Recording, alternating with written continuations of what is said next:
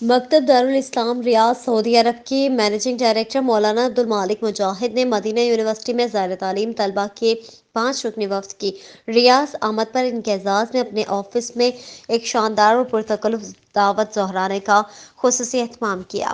اس موقع پر ریاض کی سماجی شخصیت engineer Muhammad Parvez Abbasi, P W C کے سینئر ممبر ولید اعجاز ایوان اور پی این پی کے بیورو چیف اعجاز احمد طاہر ایوان اور عبدالمالک مجاہد کے دونوں ہونہار صاحبزادے بھی موجود تھے۔ مدینہ یونیورسٹی میں زیر تعلیم طلبہ کے وفد کے سربراہ عبدالعزیز بھٹو نے اپنے دیگر وفد کے اراکین کے ساتھ ایک ہفتے تک ریاض کا تفصیلی دورہ کیا۔ اس دورے کے دوران مینیجنگ ڈائریکٹر مکتب دارالاسلام عبدالمالک مجاہد نے ادارہ کے مختلف شعبوں کا وزٹ بھی کروایا اور ادارے کے ارشادی مراحل اور جدید فنی صلاحیتوں سے مزید پرنٹنگ کے جدید نظام کے بارے بھی آگاہ کیا۔ اس موقع پر مدینہ یونیورسٹی میں زیر تعلیم وفد کے سربراہ عبدالعزیز بھٹو نے گفتگو کے سلسلے کو جاری رکھتے ہوئے بتایا کہ مدینہ یونیورسٹی میں طلبہ کے داخلے کے لیے عمر 17 تا 25 سال کے درمیان ہونا ضروری ہے۔ اسکالرشپ کے لیے پاکستان اور آزاد کشمیر کے داخلے سارا سال کھلے رہتے ہیں۔